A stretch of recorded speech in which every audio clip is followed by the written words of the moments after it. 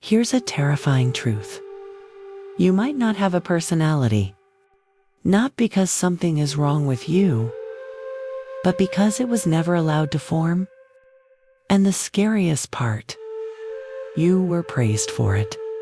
Stay with me, because this gets disturbingly familiar. Let me ask you something. When someone asks who you are, do you freeze? Not what you do, not your job, not your role, but who you are. Your likes feel borrowed, your opinions feel adjustable, your identity feels foggy. And here's the strange part. You're highly functional, responsible, reliable, emotionally aware, yet alone. You feel empty. But here's the twist. That emptiness wasn't an accident. It was trained. Let's rewind. Back to your family system. Maybe no one said it out loud, but the rule was clear. Be useful. Be helpful. Don't add stress. Your needs came second. Sometimes last. Sometimes never. You learned quickly. Love arrived when you performed. Approval came when you adapted. Safety existed when you were easy. So you became what was needed. The peacemaker, the responsible one, the emotional support, the quiet achiever. And here's the part no one warns you about. When you're raised to serve, you don't develop a self. You develop a function. But wait, because the damage isn't obvious. It hides behind strengths. And that's what makes it dangerous. Fast forward. You're grown now. But choices feel overwhelming. Preferences feel unclear. You ask others what they want. Then shape yourself around that. Not because you're indecisive, but because your identity was outsourced. You were rewarded for anticipating needs, not expressing them. So your nervous system learned something early. Connection requires self-erasure. That's why rest feels wrong. That's why saying no feels threatening. That's why doing nothing makes you anxious. Because if you're not useful, who are you? And that question feels terrifying. Here's the crazy part. You didn't leave that role behind. You brought it everywhere. Into friendships, into work, into relationships. You overgive, over-explain, over-accommodate.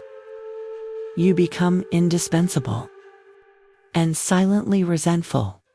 Because no one ever asks what you need. But you never learned how to answer anyway. And here's the trap.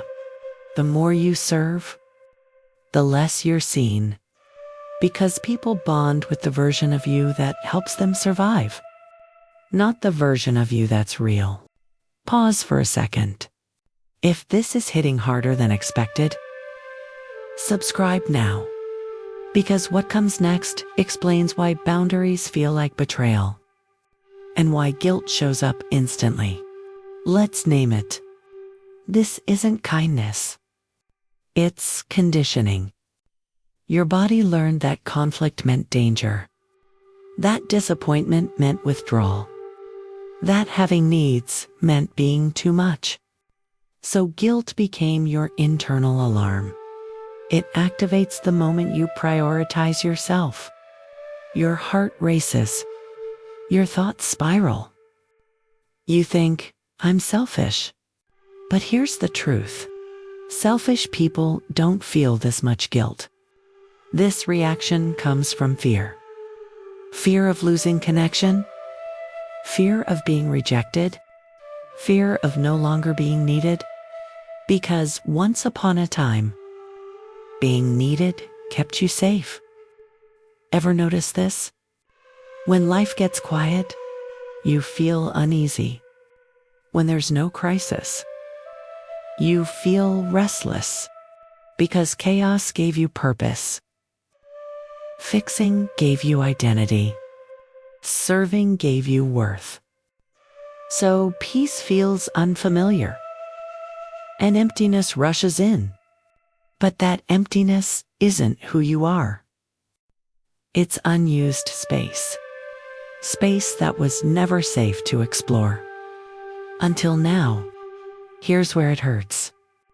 You attract people who need you, not people who know you. They love your availability, your emotional labor, your sacrifice. But when you stop serving, they pull away, or get confused, or resentful. And you blame yourself. Again. But the truth is brutal. You were never taught to exist without earning your place. So when someone loves you freely, it feels suspicious. This isn't about rebellion or cutting everyone off. It's about small, terrifying steps. Start here. Notice what you want, not what's reasonable, not what's convenient, what you actually want. At first, your mind will go blank. That's normal. That's conditioning dissolving. Then try this. Disappoint someone safely. Say no once. Let the discomfort exist. Your nervous system will scream. But nothing catastrophic happens. And slowly, a new identity forms. Not built on service, but on presence. Here's the final truth. You don't feel lost because you're broken. You feel lost because you were busy surviving. And survival doesn't require a self, just adaptation.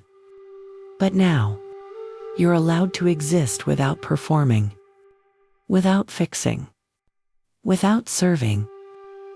So tell me, who were you forced to become to stay loved? Drop it in the comments. And subscribe before you forget. Because the next video breaks down why rest feels unsafe when your childhood was chaotic. And trust me, that one hits even deeper.